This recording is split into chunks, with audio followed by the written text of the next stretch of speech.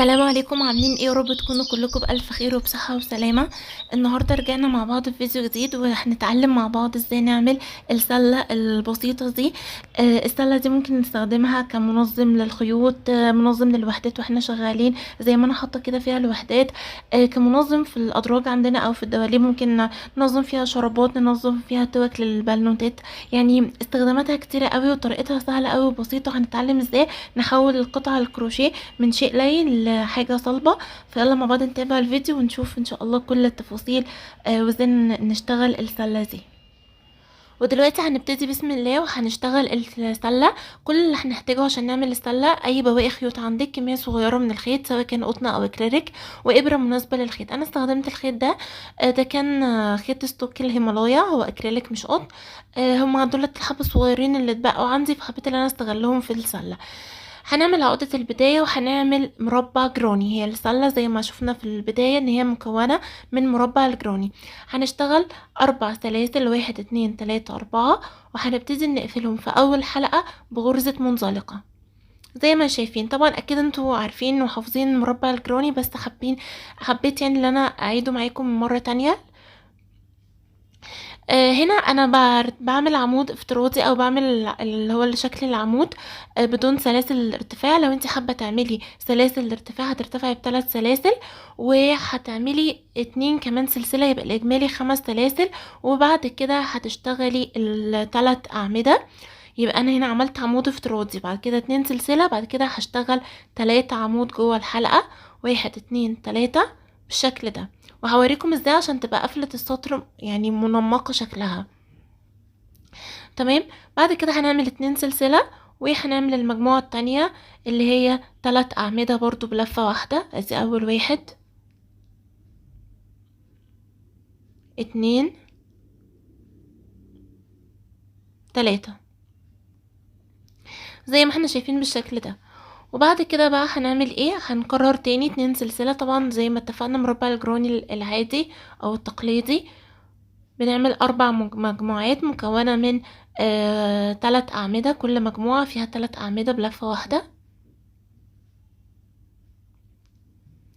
آخر بقى مجموعة بعمل بس 2 عمود، لأن انت اوريدي عاملة أول عمود زي ما احنا شفنا، أو كنت مرتفعة ب5 سلاسل اللي هي ارتفاع العمود الأولاني. فاحنا اوريدي عاملين أول عمود، فهو يعتبر كده ايه، يعني مش اول، هو اخر عمود. يعني انت عامله اخر عمود من المجموعه. هتبتدي انك تدخلي في راس العمود الافتراضي او في الغرزه رقم 3، وهتعملي منزلقه.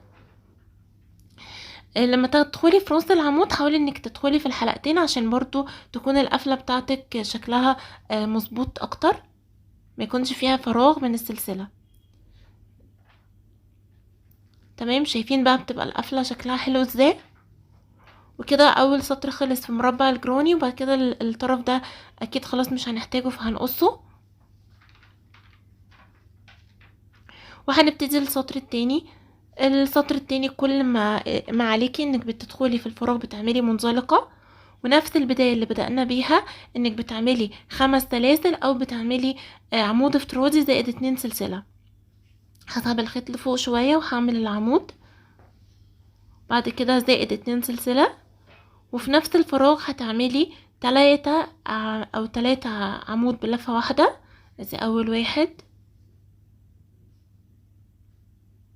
التاني، التالت.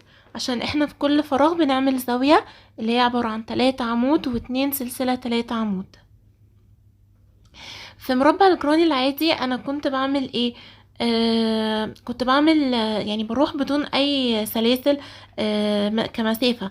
هنا بس في السلة حبيت ان انا اعمل سلسلة واحدة بين كل زاوية والتانية، او هتبقى ثابتة عندي. يعني انا هعمل سلسلة واحدة بعد ما بخلص شغل المجموعات، بعمل سلسلة واحدة ما عدا الزاوية اللي هي 3 عمود 2 سلسلة 3 عمود. لكن في الزاوية بعمل قلنا يعني في العادي هعمل سلسلة في كل الوحدة او كل المربع يعني.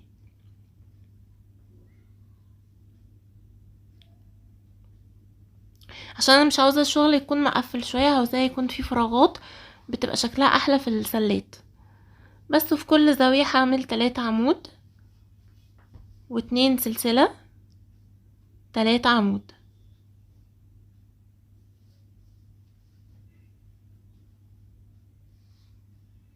بعد كده سلسلة اروح للزاوية التانية وهكذا.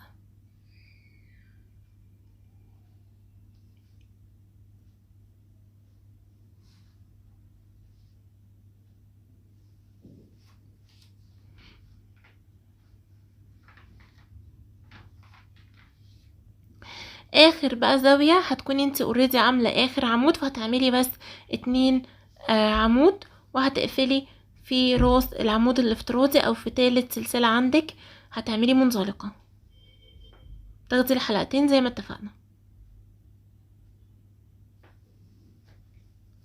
وده السطر التاني من مربع الجراني. برضو نفس الموضوع يعني هوريكم طريقة السطر التالت وبعد كده يبقى التكرار خلاص. نفس بقى الموضوع هنبتدي نكرره، اللي احنا هنعمل منزلقة، بعد كده برضو هتعملي عمود يا اما 5 سلاسل او عمود زائد سلسلتين. هنا عملت عمود، بعد كده هعمل 2 سلسلة، بعد كده اعمل بقية الزاوية اللي هي 3 عمود في نفس الفراغ. بعد كده هروح بسلسلة، هرتفع بسلسلة واحدة وهشتغل في الفراغ 3 عمود. يعني انا في كل فراغ هيقابلني هشتغل 3 عمود، ما عدا الزوايا بشتغل زيادة ان انا بعمل 3 عمود 2 سلسلة 3 عمود في الزاويات بس. عملت 3 عمود، بعد كده هعمل سلسلة،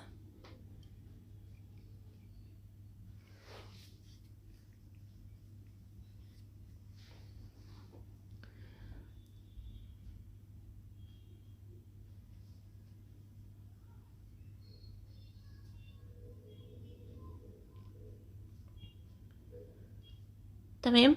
عملت خلاص ال3 اعمدة، بعد كده 2 سلسلة، وفي نفس الفراغ هشتغل ال3 اعمدة.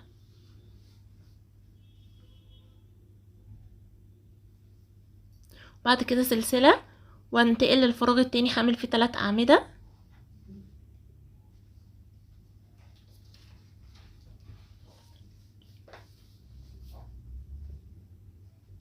بعد كده سلسلة والزاوية وهكذا.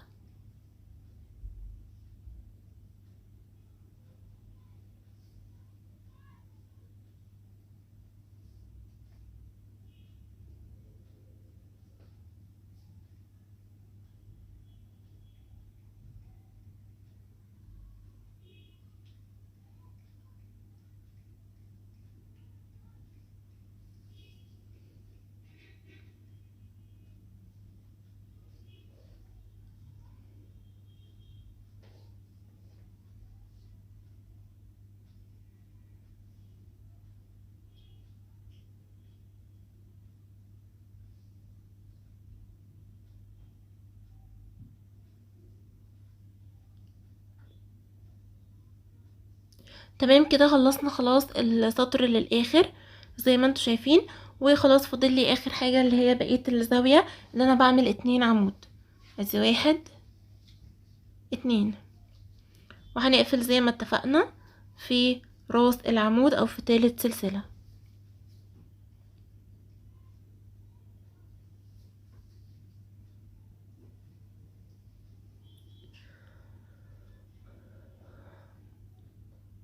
بعد كده منزلقة، وهنكرر تاني اللي هي عمود وهكذا. طبعا يعني الشغل هيكون تكرار للسطرين دول.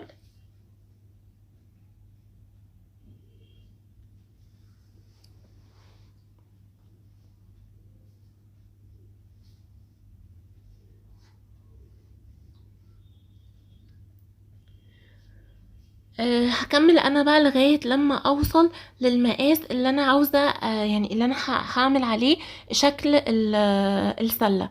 فانا هنا خلاص اشتغلت مجموعة من السطور لغاية لما وصلت للمقاس الكرتونة اللي انا هجسم عليها شكل السلة. طبعا انت تقدري تكبري وتصغري على حسب الشكل بتاعك اللي متوفر عندك. فانا هنا وقفت لغاية السطور دي تقريبا، عملت 1 2 3 4 5 6 7 لغاية 7 سطور. انتي لو المقاس الكرتونة او المقاس الاسطمبة اللي هتحطي عليها سلة اكتر من كده او اكبر من كده، زودي عدد السطور لغاية لما توصلي. هنبتدي بقى عاوزين ننزل لتحت. خلاص احنا خلصنا كده المقاس القاعدة، عاوزين ننزل لتحت.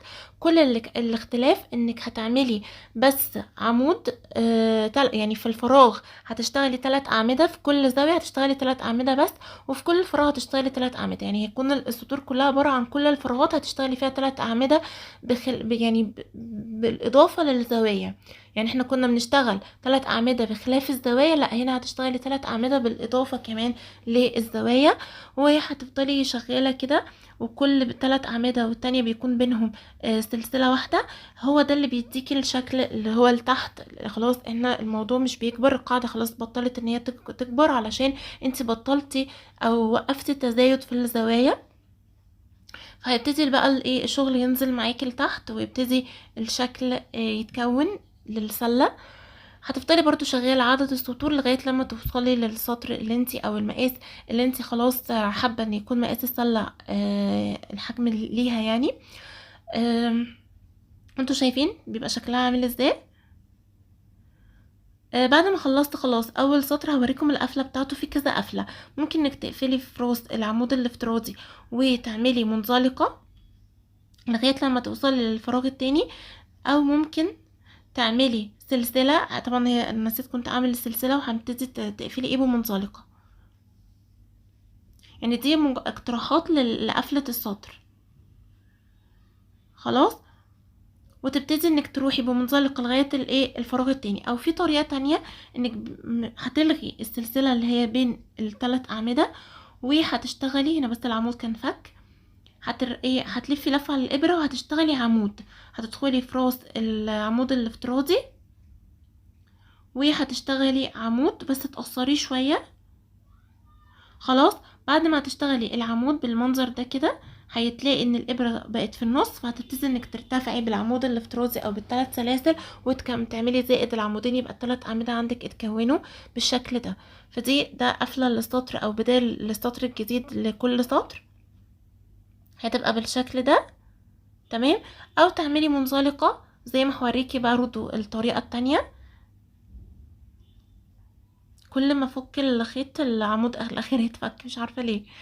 هتعملي سلسله وهتعملي منزلقه، وبعد كده هتمشي باتنين منزلقه على كل راس عمود لغايه لما توصلي للفراغ اللي هو ده. هتدخلي فيه وتعملي منزلقه وتبتدي تكوني الثلاث اعمده. هتعملي اول عمود افتراضي او 3 سلاسل زائد 2 عمود. يبقى دي طريقة ودي طريقة، وتبتدي سلسلة وفي كل الفراغ هتعملي 3 أعمدة، وهتفضلي شغالة بالطريقة دي لغاية لما تخلصي المسافة اللي انت عاوزة تكون السلة الارتفاع بتاعها عليها يعني.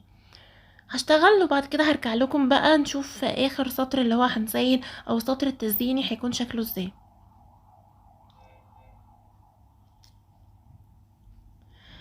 كده تمام، انا خلصت خلاص السطور بتاعتي. حوالي ارتفعت تقريبا 6 سطور يا 7 سطور كمان، يعني كانت القاعدة 6 سطور او 7 وهنا كانت عبارة عن برضو 7 او 6. 1 2 3 4 5 6، كانوا 6. يبقى انا القاعدة عندي لو انت عاوزة يعني تعمليها نفس المقاس كانوا 7 سطور والارتفاع 6. هنا بقى هنقفل بسلسلة وبعد كده منزلقة. ده يعني قفلة اخر سطر، وهبتدي امشي بمنزلقة لغاية لما اوصل للفراغ. نركز بقى مع بعض هنعمل ايه. هدخل في الفراغ وهعمل غرزة حشو. يبقى اول حاجة هدخل في الفراغ وهعمل غرزة حشو، بعد كده هرتفع 3 سلاسل زائد 3 سلاسل كمان عشان هعمل غرزة بيكو، فالاجمالي 6. وفي الغرزة اللي هي الاولى يعني هتعدي كده التالتة 1 2 3، في التالتة هتدخلي تعملي منزلقة عشان تكوني غرزة البيكو. بعد كده بعد ما عملتي غرزة البيكو في نفس الفراغ هتعملي 2 عمود. ادي اول عمود 1، بعد كده العمود التاني. تمام كده. بعد كده هتتنقلي للفراغ التاني وهتعملي فيه غرزة حشو. هو دي الغرزة التزيينية اللي هنعملها على طرف السلة. هتكملي بقى برضو يعني هتكرري لكل فراغ في نفس الطريقة. هترتفعي 6 سلاسل، في الغرزة التالتة هتقفلي بمنزلق عشان تكوني غرزة بيكو زائد 2 عمود.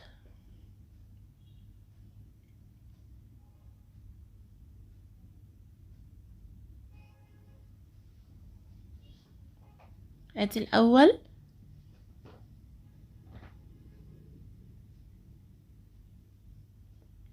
والعمود التاني. بعد كده بروح بايه بغرزة حشو بالشكل ده. خلاص طبعا هتشتغلي لغاية لما تخلصي خالص السطور او الاخر سطر، يعني كل الفراغات اللي عندك هتشتغلي فيها الغرزة دي. طبعا ممكن تشتغلي اي غرزة، ممكن تشتغلي غرزة حشو عكسية، ممكن غرزة اي غرزة تزيينية هتكون شغالة. ده الشكل النهائي بعد ما خلصناها. جه بقى او جت النقطة بتاعت الايه التثبيت، او ان ازاي احولها من يعني شكل كده طري لشكل ناشف. كل اللي هعمله هجيب حله او اجيب اي كسرولة، احط فيها معلقتين كبار نشا وعليهم كوبايتين صغيرين ميه. يعني انا المعلقه النشا كان كتير، حطيت عليه كوبايتين صغيرين ميه او كوبايتين الا ربع، يعني مش هكتر الميه لان انا عاوزه اعمل اطبخ نشا تقيل. هنا انا هثبتها بالنشا، ممكن انت تثبتيها بالغيره، بس انا شايفه ان النشا بيكون متوفر في البيت ونتيجته حلوه جدا برضو. خلاص هتبتدي تقلبيهم الاول على البارد وبعد كده هترفعيهم على النار. هقلبهم بعد كده ارفعهم على النار علشان يتطبخوا. في الوقت ده هجيب الاسطمبه اللي انا هعمل عليها السله، اي قلب عندك. لازم الخطوه دي مهمه جدا انك تلبسيها بكيس او تحطي يعني اي عازل تغلفيها باي عازل، علشان لما تحطي الشكل بتاع السله يعني عليها النشا ما يلزقش في البتاع وما يطلعش. خلاص هنا ده شكل الخليط النشا بعد ما الطبخ بيكون شكله كده. بصوا تقيل ازاي. انا قبل كده طبخت لكم النشا لما كنا بنثبت بالمفارش كان بيبقى خفيف ميه مش كده خالص، لكن ده قوامه زي المهلبيه التقيله بالشكل ده. هسيبه طبعا يبرد شويه لان هو كان نار جدا، مش هتقدري تحطي ايدك دلوقتي فيه. فسيبيه يرتاح شويه ويهدى. وبعد ما يهدى هتجيبي بقى القطعه اللي انت اشتغلتيها اللي هي السله بتاعتنا. بصوا خلاص هدى هو تقيل ازاي. هجيب بقى السلة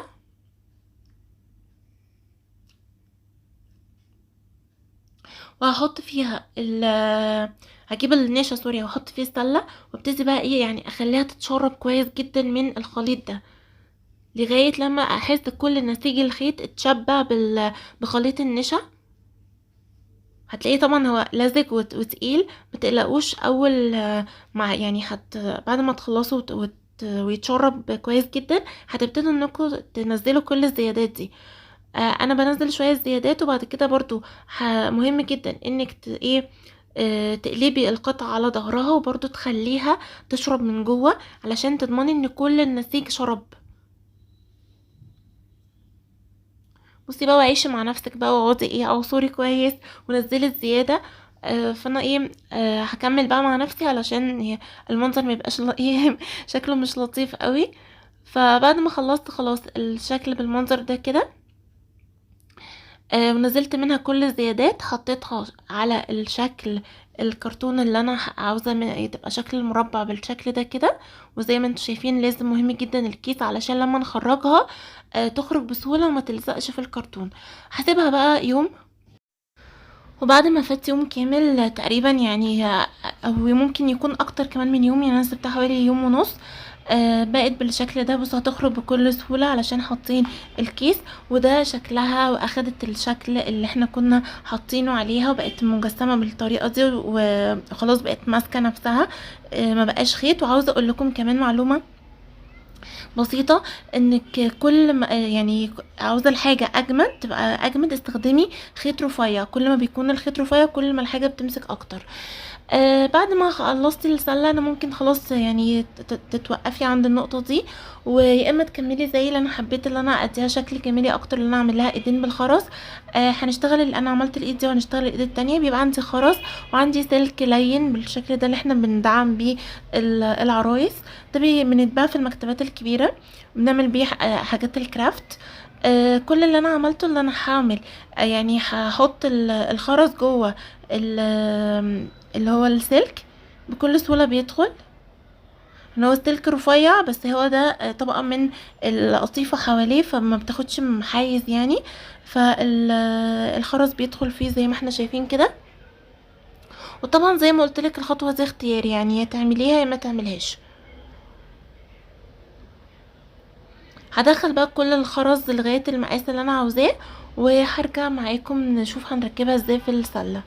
بعد خلاص ما انا ركبت حوالي 16 16 يعني نقول خرزة.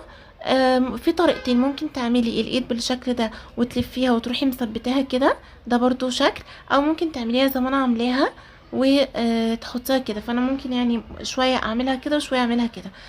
كل اللي انا عملته ان انا دخلتها جوه كده في طرف السله، وهبرم او هلف الخيط حوالين الخرز بالشكل ده علشان اثبته، يعني بكل سهوله بيتلف معاكي. خلاص كده يبقى انت ايه، ثبتي اول جزئيه، وهتروحي في نفس المكان اللي انت دخلتي فيه الناحيه التانية هتدخلي. لا هنا مش الناحيه الفتحه التانية، ولا هي دي؟ هي دي. خلاص، وهتدخلي وبرضو تخليها كده مظبوطه للاخر، وتلفي السلك حوالين الخرز بالشكل ده، وشدي ايدك علشان تبقى الايد واقفه، ما تبقاش يعني مايله. وزي ما قلتلك، عاوزه تعملي الخطوه دي اعمليها، مش عاوزه خلاص هي كده السله يعني انتهت. وده الشكل النهائي بتاعها، بصوا شكلها لذيذ ازاي. ممكن بقى نحط فيها خيوط، نحط فيها وحدات، نعملها كمنظم للاكسسوارات، اي حاجه. كمان معلومة مهمة جدا حبيت برضو انوه عنها في الفيديو. طبعا اول ما هتتعرض للمية، لو مية كتيرة هترجع تاني للقوام اللين بتاع الخيط. فانت عشان تحافظي عليها لازم تعمليها يعني تنشيف جاف، ما تخليهاش تتعرض لمية كتير، يا اما هتعيدي تاني الموضوع التنشية بتاعتها. وبس ده كان فيديو النهاردة، يا رب تكونوا استفدتوا من الفيديو وتنفذوا السلة بإذن الله، واشوفكم على خير في فيديو جديد. مع السلامة.